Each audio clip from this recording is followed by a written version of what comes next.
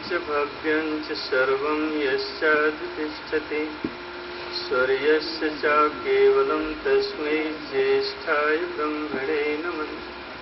ओम शांति शांति शांति।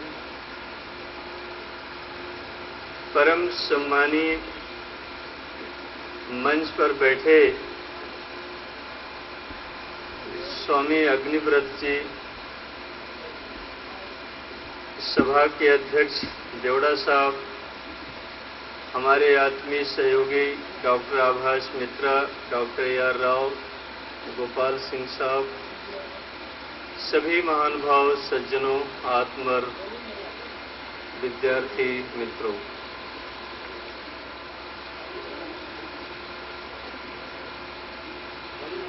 इस संसार को बने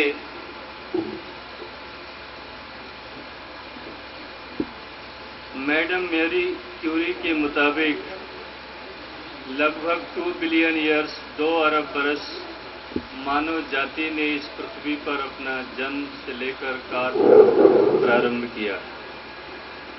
जितने भी मनुष्य ने आज तक रिसर्च किए, अपने मस्तिष्क और ज्ञान के द्वारा टेक्नोलॉजी का आविष्कार किए, दुनिया में जितना भी प्रयोग हुए, उन सब का एक ही उद्देश्य होता है कि हम मनुष्य को सुखी, स्वावलंबी और समृद्ध कैसे बनाएं। मनुष्य अगर सुखी होना चाहता है, समृद्ध होना चाहता है, स्वावलंबी होना चाहता है, तो उसके लिए प्रमुख कर्तव्य बनता है कि वह ज्ञान को अर्जित करे। सुखस्य मूलम ज्ञानम, सुख का मूल ज्ञान है, नॉलेज है। The root of all happiness is enlightenment. सुख का मूल ज्ञान है। ज्ञान के बिना दुनिया में कोई भी व्यक्ति सुखी नहीं हो सकता। बहुत बड़े विचारक महर्षि कपिल जी इस भारत धरती से मानव जाति को संदेश दिया, ज्ञानात् न मुक्ति। ज्ञान के बिना मुक्ति नहीं मिलती।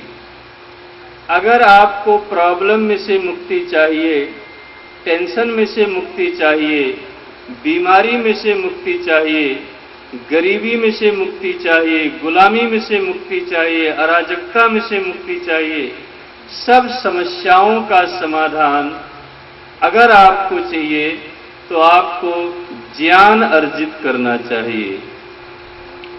बिना नॉलेज का, बिना ज्ञान का दुनिया में किसी भी समस्या का समाधान नहीं हो सकता।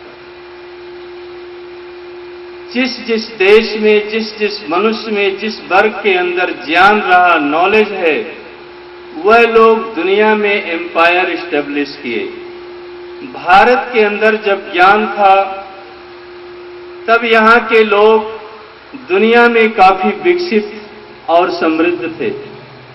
लेकिन जब इस देश के लोगों ने ज्ञान की उपासना बंद कर दी, ब्लाइंड फेथ, अंधविश्वास में आ गए, तो यहाँ के लोग सुखी स्वावलंबन को छोड़कर पराधीनता को स्वीकार करना पड़ा।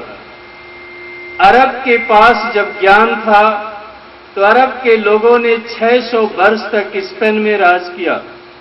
लेकिन जब अरब के लोगों ने सोच लिया कि एक ही पुस्तक, एक ही भाषा, दुनिया में और कुछ ही नहीं है, तो वो लोग फिर भेड़ बकरी चराने के काम में लग गए।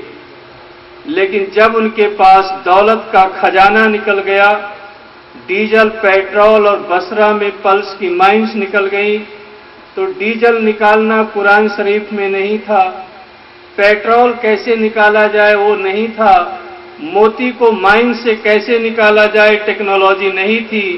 तब वो लोग फिर यूरोप की तरफ निगाह किए और जिसके पास ज्ञान था, नॉलेज था, उनको बुलाया और उनके द्वारा समृद्धि को अर्जित किया। ज्ञान किस प्रकार का होना चाहिए। ज्ञान अच्छे लोगों के पास भी है, बुरे लोगों के पास भी है, तो कैसा ज्ञान होना चाहिए। आज सारे दुनिया में 3 शब्द बड़े प्रसिद्ध हो रहे हैं, इंफॉर्मेशन, नॉलेज, विजडम।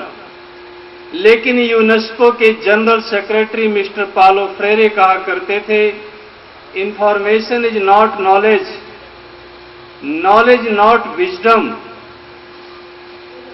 बहुत से डिबेट नॉलेज के ऊपर हो रहे हैं, लेकिन जो कुछ सोचा और समझा है वो ये है, enriching knowledge by thoughts.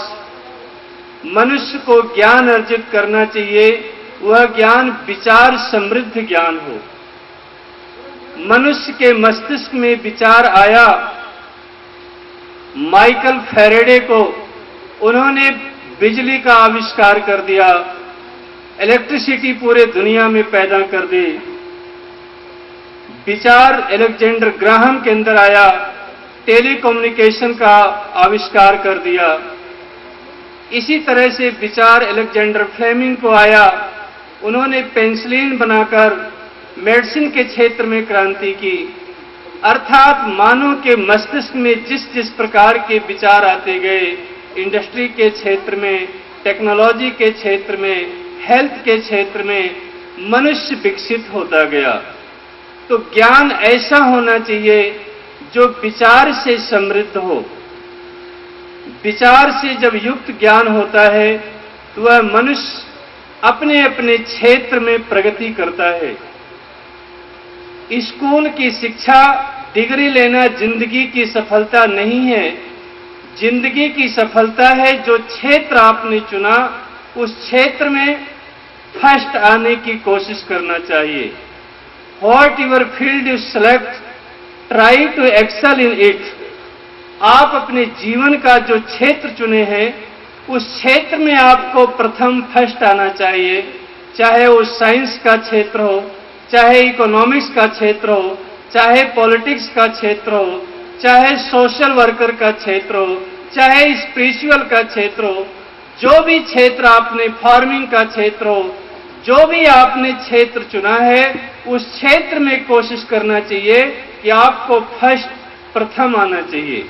What your field you select, try to excel in it। जिंदगी की सफलता ये नहीं है कि हमने कितनी डिग्रियां हासिल कर ली।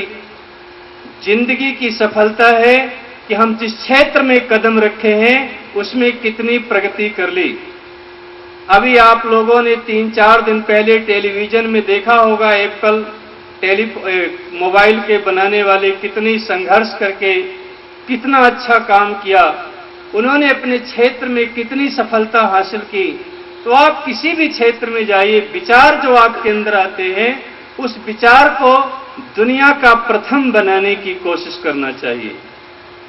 इनरिचिंग नॉलेज बाय विजडम, ऐसा ज्ञान हो जो बुद्धि समृद्ध हो, अर्थात जिसमें किसी प्रकार का कोई संदेह नहीं हो, कोई संशय नहीं हो।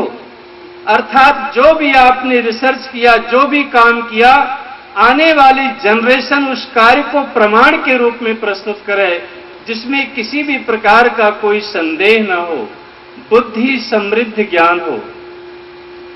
इनरिचिंग नॉलेज बाय डिस्क्रेशन, ऐसा नॉलेज हो जो विवेक समृद्ध हो। भारत का पतन का प्रारंभ उस समय हुआ जिस समय से इस देश में गुरुडम की प्रथा का प्रारंभ हुआ। हम लोगों ने ये स्वीकार करना शुरू कर दिया कि जो गुरु जी ने कह दिया वही सब कुछ है, इसके आगे कुछ नहीं है। ब्रह्म वाक्यम जनार्दनम का नारा इस देश में लगने लगा। परिणाम क्या हुआ कि आचार्य चाणक्य, शुक्राचार्य, विदुर के बाद किसी ने पॉलिटिक्स के क्षेत्र में काम नहीं किया। कौटिल्य के बाद किसी ने इकोनॉमिक्स फील्ड में काम नहीं किया। भरत मुनि के बाद किसी ने म्यूजिक, संगीत में काम नहीं किया। भरद्वाज के बाद किसी ने टेक्नोलॉजी में काम नहीं किया। अर्थात व्यास और वाल्मीकि के बाद कोई अच्छा इस कंट्री में हिस्टोरियन नहीं हुआ। धनवंतरी अग्निवेश के बाद किसी ने हेल्थ मेडिकल साइंस पर ऐसा काम नहीं किया।